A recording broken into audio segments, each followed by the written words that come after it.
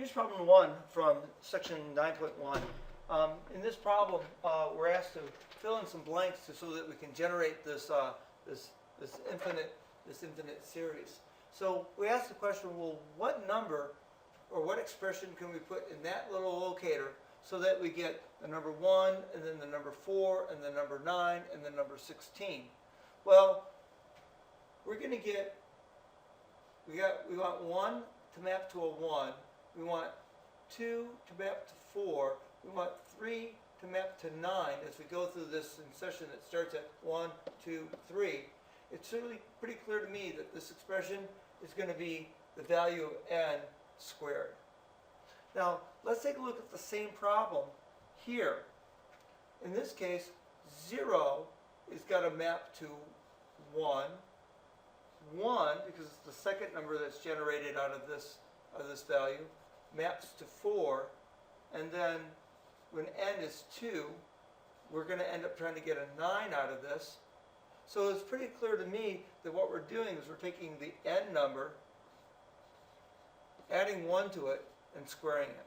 So I think that's what goes into that placeholder there.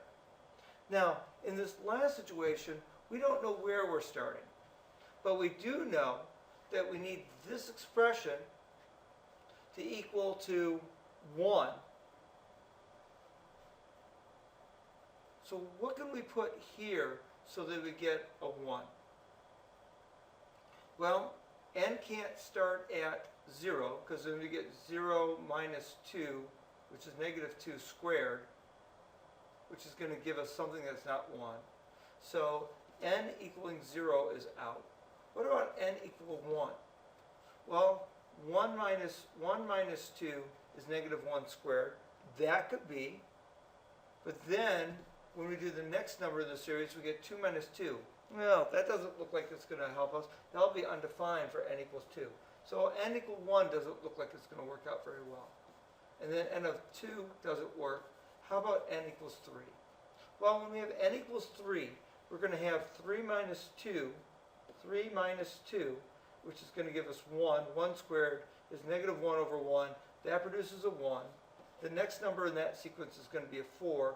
4 minus 2 is 2. 2 squared is 4. And that gets us the 4 from that one. I say it looks like the last one, the value that's missing is going to be n equals 3.